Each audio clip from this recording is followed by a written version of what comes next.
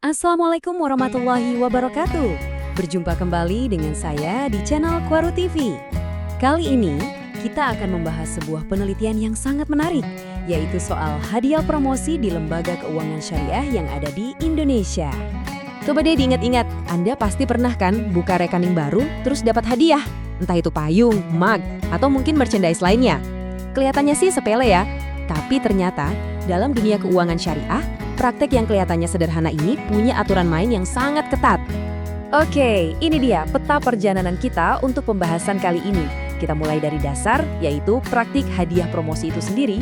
Lalu kita akan bedah aturannya menurut fatwa DSN MUI. Setelah itu kita intip kenyataan di lapangan seperti apa, pelanggaran apa saja yang sering terjadi, dan yang paling penting, kenapa sih ini semua krusial untuk menjaga integritas label syariah? Baik, kita langsung masuk ke bagian pertama. Jadi, pemberian hadiah ini tuh udah jadi strategi pemasaran yang umum banget dipakai oleh lembaga keuangan syariah, atau biasa kita sebut LKS. Tujuannya ya jelas, untuk menarik nasabah baru dan tentu saja meningkatkan dana pihak ketiga. Tapi tunggu dulu, ceritanya nggak sesederhana itu. Dalam prinsip syariah, apalagi kalau menyangkut akad simpanan, sebuah hadiah bisa jadi sangat, problematis kalau nggak diatur dengan benar. Ada garis tipis yang memisahkan antara hadiah dan riba. Nah, untuk mengatur inilah, Dewan Syariah Nasional dari Majelis Ulama Indonesia atau DSN MUI mengeluarkan fatwa nomor 86.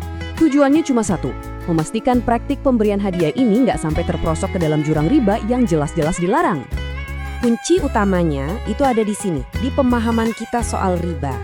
Gampangnya begini, banyak akad simpanan di bank, contohnya akad wadiah, itu pada dasarnya adalah akad titipan.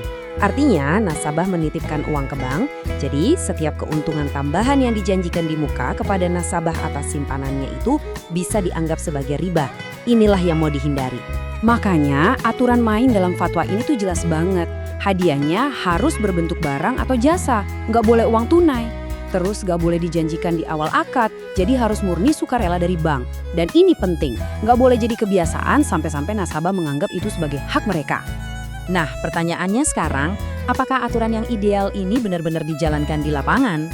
Sebuah tinjauan sistematis yang mengkaji 32 dokumen penelitian memberikan kita jawaban yang cukup bikin kaget.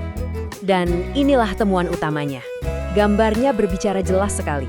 Ternyata mayoritas, yaitu 53% dari praktek yang diteliti, ditemukan tidak patuh sama fatwa.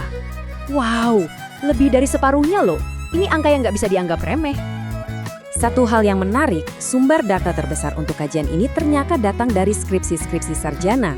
Ini menunjukkan kalau topik ini sangat menarik minat akademisi muda.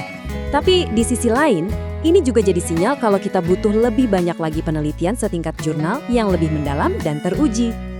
Oke, sekarang mari kita gali lebih dalam lagi. Sebenarnya, di mana sih letak ketidakpatuhannya?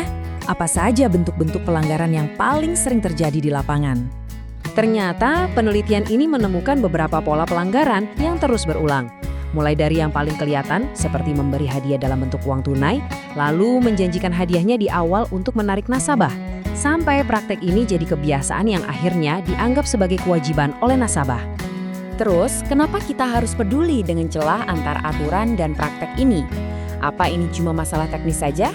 Jawabannya tentu tidak. Ini menyangkut sesuatu yang jauh lebih mendasar. Seperti yang disimpulkan oleh sumber penelitiannya, ini bukan lagi insiden-insiden kecil yang terpisah.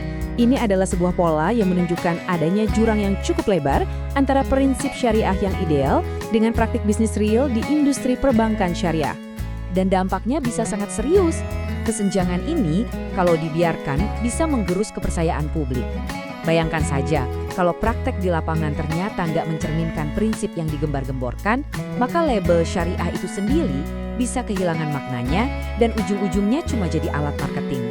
Lalu, apa solusinya? Nah, penelitian ini nggak berhenti di masalah saja, tapi juga menawarkan beberapa langkah konkret. Mulai dari edukasi yang lebih intensif untuk para praktisi perbankan, pengawasan yang lebih kuat dari Dewan Pengawas Syariah di tiap LKS, aturan yang lebih tegas, dan pastinya dukungan untuk riset akademis yang lebih berkualitas.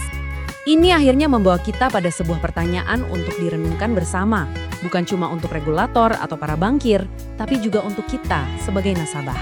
Bagaimana caranya kita bisa bersama-sama memastikan kalau prinsip syariah itu benar-benar menjadi ruh dalam operasional perbankan dan bukan sekedar jadi stempel di brosur promosi. Sekian pembahasan kali ini terkait kepatuhan syariah dalam pemberian hadiah promosi. Jangan lupa share dan like. Terima kasih. Assalamualaikum warahmatullahi wabarakatuh.